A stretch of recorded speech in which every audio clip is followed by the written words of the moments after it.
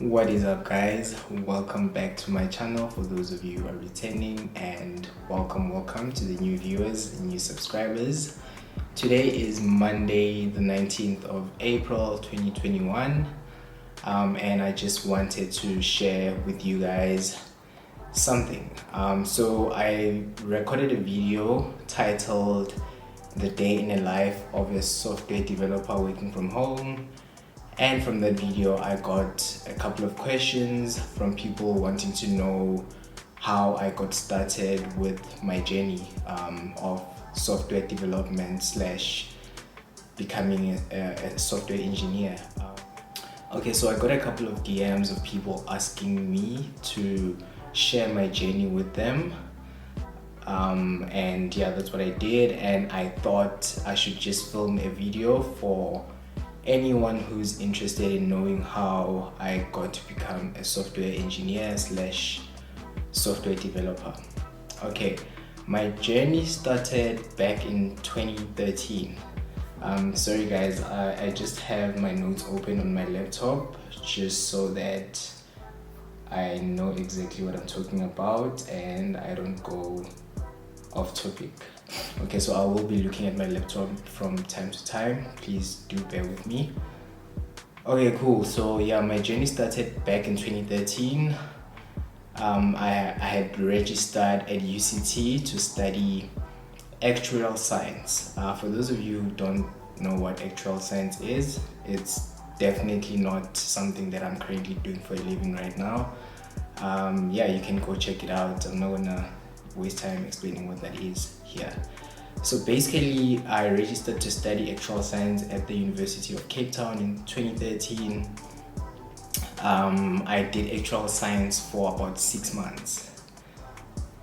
Guys, Actuarial Science was showing me flames, to be honest. I'm not gonna lie, that course just showed me flames. Like, the whole course just showed me flames. Well, there was one course in particular, Introduction to Actuarial Science. It had a lot of financial math, and yeah, it was just really hectic, and I had to balance that with other subjects like mathematics. There's a course called MEM 1000, which is pure maths, and yeah, it was just really crazy, and I had to do stats and a whole array of other subjects. Yeah, so I did Actuarial Science for 6 months. On the 6th month, that's when I decided that I wanted to deregister from Actuarial Science because I was failing so much to a point where I didn't want to go through any of that anymore. So I had to drop my major, which was Introduction to Actuarial Science. Because I deregistered before I finished the first year, I had to pick up a different major. I then went and picked up computer sciences because I was very interested in learning how to code and just working with computers in general. I had always had that interest, but I went to university, like just wanting to do actuarial science without having done sufficient research, and I wasn't willing to dedicate that much of my time doing a course like Actuarial Science. I still wanted to be flexible and still experience university life and all of that. Okay guys, so fast forward at the end of the year. So I'm now doing computer sciences. I'm really enjoying it. I'm doing well in computer sciences. So I had to drop the Introduction to Actuarial Science and then pick up Introduction to Computer Sciences, I think it's called. Yeah, so I did that course. I was doing really well in the course, and then come the end of the year, I went to go check my results on PeopleSoft at the time, and then I had been academically excluded from UCT. That was very devastating, and I honestly didn't know what to do, but I had valid reasons to appeal against my exclusion. So yeah, I had been going through the most, guys. Literally from the moment I stepped on UCT soil to literally the last day of my graduation, it wasn't easy, but my first year at UCT was the worst. Like, I would literally lock myself in my room and not go to lectures. Like, I was literally depressed for, like most of that year. And I had other reasons for not doing as well, of which I could prove. So I did appeal against my exclusion, and then I was then reinstated. But one of the conditions was for me to change courses, obviously, because I couldn't do Actuarial Science anymore. I had decided that a long time ago, and I couldn't major in computer sciences. They actually gave me like a couple of courses for me to pick from, and information systems was one of the courses that I was offered. So I then went and registered, and then I registered for information systems. And fortunately enough for me, I didn't fail everything in my first year. I only failed, so in your first year at UCT, you had to pass at least 5 courses for you to continue to your second year, right? But I think I only passed 4, and I failed about 6 courses, which was crazy. Well, I passed 4, and then I failed 5, and then I deregistered from 1. When you deregister from a course, it's an automatic fail, right? So, okay, cool. Okay, then second year came. Fortunately, I could enroll into second year of information systems because I had passed my computer science course, and the other courses I could do in my second year. Like the other courses I had failed, I could do in my second year. I think it was maths, economics, accounting, like courses that I didn't even need at all, but we'll get into that later. So yeah, I did information systems second year. I think my major was INF 2011, if I'm not mistaken, which was I can't remember exactly what the name of the course was, like the actual name of the course, but yeah, I did that course and multiple other courses. The major wasn't even about coding. It didn't have anything to do with coding, but I did have some courses that did a bit of coding. I think INF 2007 or something like that was a course that dealt with like a lot of the coding stuff. And then at the end of the year, I got a sub for my main course, which was INF 2011 or something like that. Guys, I literally got like 46% for that course, and I had to write a sub, and I think I failed my sub. I literally went to our lecturer's office asking her to remark my paper because I couldn't believe it. So yeah, that did set me back about a year, but I could still continue because I passed most of my courses. I just failed that one course, so I could continue with other courses, but I had to do that course. And the tricky thing about that course was that it was a full year course. So with a full year course, you have to do it like, for the whole year. So I then re-registered for the course, did it, and then I did my other courses. Fast forward, also I did my first year in 2013, second year 2014, and then I had to repeat that course in 2015. Fast forward like 2 years later, I was now doing my final year courses. I think it was in 2016 actually. I did my final year course, my final year courses in 2016 actually. But I still had these 2 courses that I couldn't pass, accounting and economics for some reason. Like those 2 courses I couldn't pass. I was still doing those 2 first year courses in my final year. This is in 2016. I'm now doing my final year courses, and these 2 courses I just can't pass. Long story short, at the end of the year, I still had those 2. I think I had subs for both courses. I then went and wrote the subs and failed both. And I needed these 2 courses to actually graduate from UCT. Okay, I had no other choice but to redo the courses in 2017. Mind you, I only had 2 courses, so I had 1 course first semester, 1 course second semester, meaning I would spend that whole year not doing anything but just doing those 2 courses. But then the year prior, I had applied for like a couple of what do you call them, graduate programs. So I applied for a graduate program at a company not so far from where I stay right now. And I fortunately got in, and they didn't have like strict requirements. They didn't need a degree or anything like that, which meant that I could work full time and study full time at the same time, right? So I actually moved closer to where I was now going to work. So I moved to Woodstock, which is where the company is based. And I would literally, every Monday morning, I would have to Uber to campus to submit my TARTs, because it was that kind of course, those two courses, like you needed to do TARTs, you needed to attend TARTs and all of that business. I then I moved closer to work, and I started, I remember it was around the 16th of January.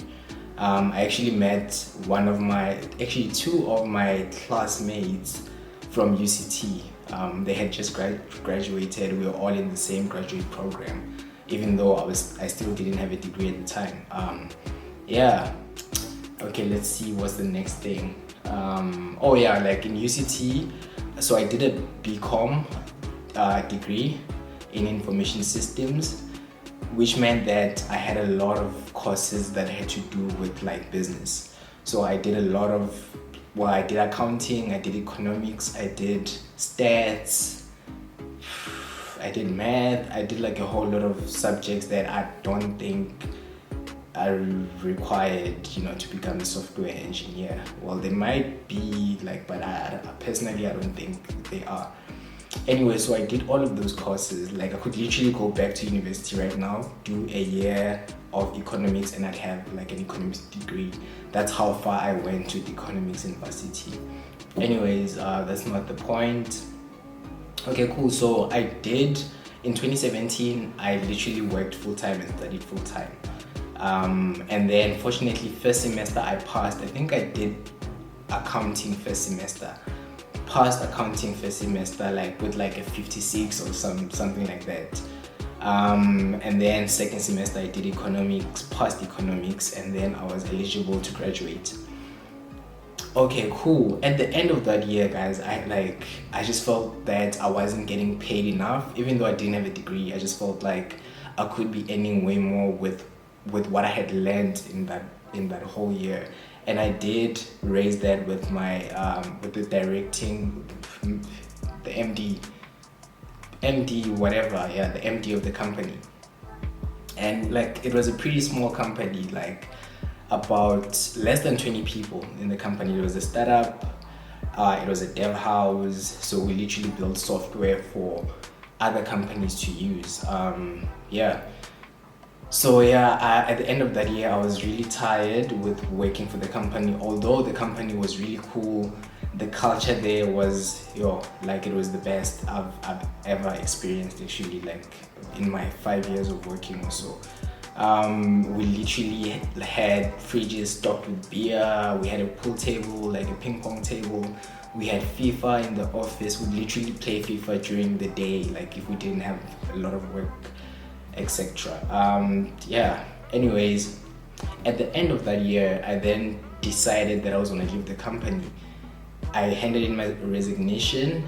At that time, I didn't really have a plan as to what I was going to do next, but I had started applying.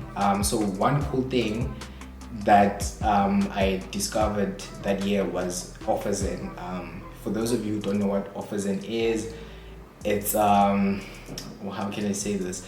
It's a portal where companies pay this Offerzen portal to get them developers. So let's say company X wants front end or back end developers. They go onto Offerzen and specify the requirements and specify the pay, and then developer X would then go register on Offerzen, and then they would get matched with whatever company based on their requirements and the company's requirements. Okay, cool. So I discovered Offerzen, and within a couple of days, I think I had 5 interviews already. from like a couple of companies that I really wanted to work for, like some smaller companies and like some bigger companies. But then, or at the time, I had also been looking at the careers portal, like the UCT careers portal. I can't remember exactly what it's called. So that's where they would advertise posts for graduates. And I came across this one post which was really interesting to me because it was a company from the UK and they wanted developers to go work in the UK. So they would give you like 4 months training. Well, actually, they didn't specify that you'd be working in the UK. They said you'd get training in the UK and then you'd get placed after that. So this company was a consulting company. They didn't really say much on the post about pay and all of that, and then I had to go attend one of their briefing sessions which was held at UCT, and I thought, oh, this is cool, this is a legit thing. And then I went through like a couple of tests, like literally I was going through everything, and then I literally passed everything. None of the people who were there with me actually got in. I was probably like one of the 2 people from Cape Town, and then the rest were from like other provinces. Fast forward January 2018, I got accepted into this consulting company, and I was about to begin my training. At the time, I thought I was going to the UK, but then literally in 2018, they had just changed the terms of training and all of that. So training was to be conducted in South Africa, which would be cheaper than having the training in the UK. So there were other 2 people that were actually flown to the UK for 4 months to go get training, but this was for like Murex, which is some not accounting, like some economics system. Like I don't know exactly what it is, but yeah, for those of you who know. So those 2 developers were then flown to the UK to go do their training. Everyone else was flown to Cape Town, and then everyone was booked like a hotel for 4 months, literally 4 months. But because I was from Cape Town, well, not originally, but like I already had an apartment, I already had a life in Cape Town. The company then paid for my apartment for 4 months, and they paid for my groceries, for transportation. Literally, they paid for Ubers. Every day I would take an Uber from my place to the training station, which was on campus at UCT.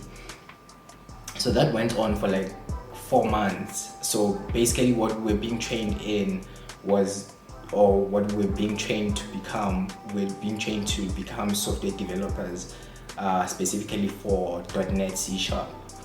So we did that. We actually did almost everything, but it wasn't anything hectic, to be honest. Most of the stuff we did at that training is the stuff that we did at UCT. Well, like for the 2 courses that I took. So after the 4 months, we then got placed into we got a placement at a specific company. So I think it was like 12 of us or so were then placed at this company. But the company has 2 different locations. Some were placed in Cape Town, some were placed in Joburg. Well, I was part of the group that was placed in Cape Town. And then we went to the offices. I really liked the offices, which is where I'm currently working actually. So after the training, we signed a 2-year contract.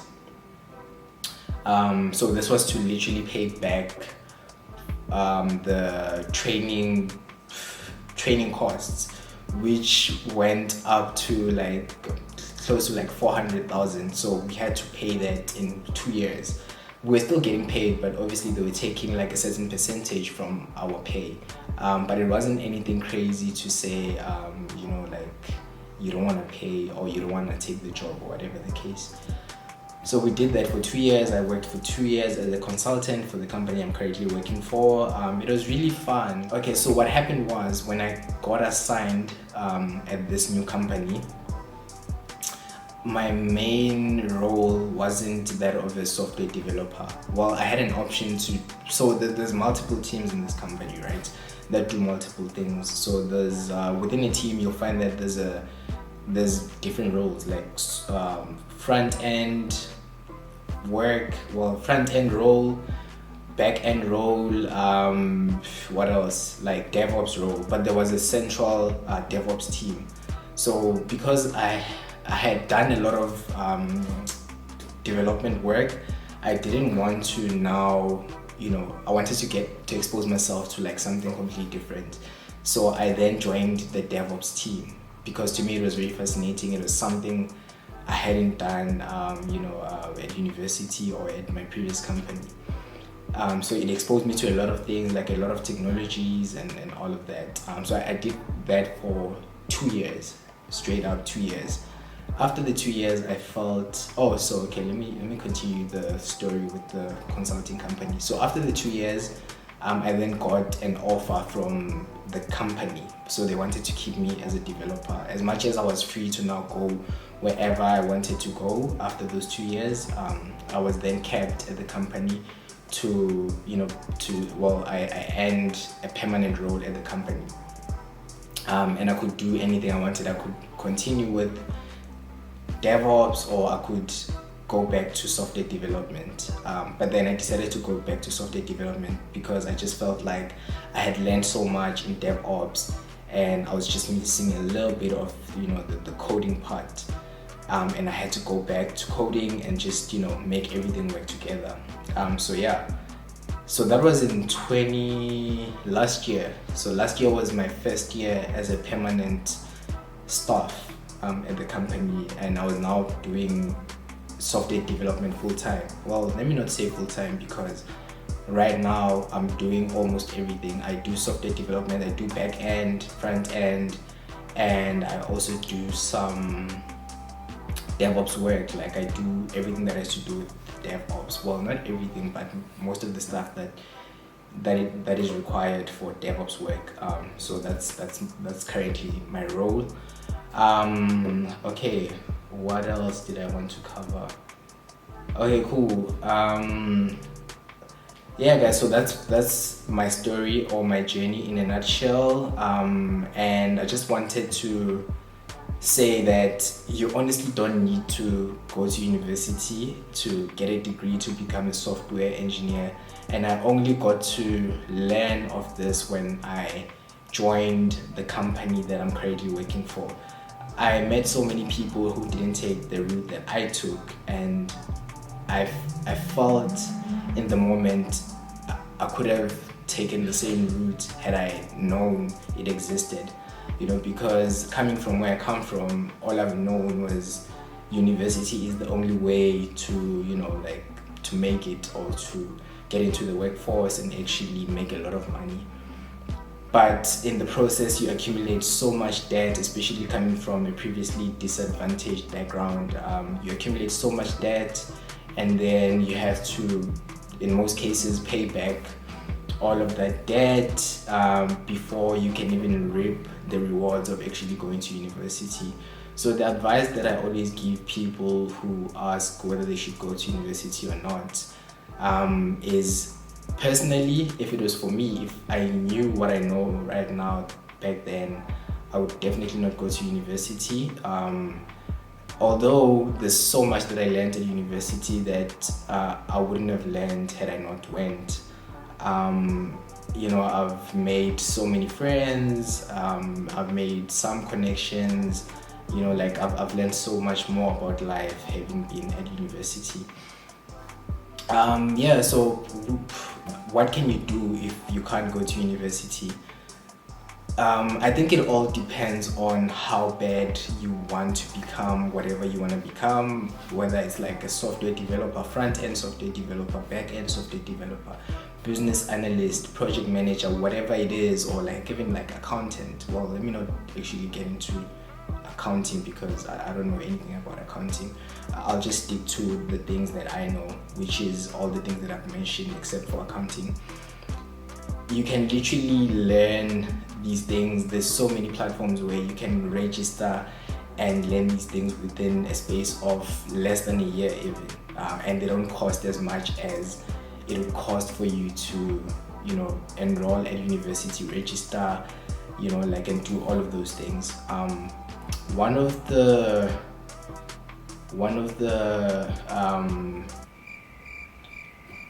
what's this thing now?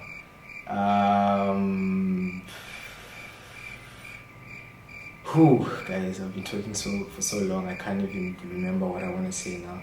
One of the academies that you can actually go and enroll with is Talk IT. So they actually offer certifications for like different technologies, different programming languages. You just pay a fee. It depends on what certification you want to get. Let's say, for instance, you want to get a Google certification, or like an AWS certification, or .NET, whichever certification you want to get. You'd pay that fee, and then you could either pay for the training costs, which could run you up, like it is expensive to actually like enroll at the academy and go to the classes and all of that, but it's much cheaper if you already know the stuff that you wanna get certified for. So you just pay for the exam fee. So there's a lot of information that you can get online to study for the exams, and once you have the certification, you can literally just go to whichever company that is looking for the skill that you have, and then you just present the certification, and that's like literally the easiest way to get into companies without a degree or any formal education whatsoever. I would really like to expand more on this topic. Please do let me know if you want to hear more about how to go about in getting certified, and if you are planning on going to university, what courses should you enroll for, and so forth. Yeah guys, that's about it from me. Thank you so much for watching. Please do not forget to like if you haven't liked, and if you aren't subscribed, please subscribe. I will be making more videos like this in the future, just expanding on what I've learned, and everything I've said in this video is like literally my opinion and me sharing my story. It might be different for someone else might recommend university. Not that I don't recommend university. If you have the money and you want to go learn at university, or you want to become an academic, most definitely just go and then give back to the to the university, with your academic research and all of that. But if you don't have as much money and you don't have as much time, well, you still have to study for all of these exams and things. Go ahead and enroll with academies like Talk IT, and there's so many of them. You could even go to Google, they probably have like their own academy, or Amazon, they probably have their own academy. Go and do all of those things and you should be set for life. Guys, and I mean, hard work will always win over anything. If you are willing to put in the work, you'll definitely get certified. You'll definitely get that post that you've always wanted. And yeah guys, that's it from me. Have a good one. Catch you guys on the next one.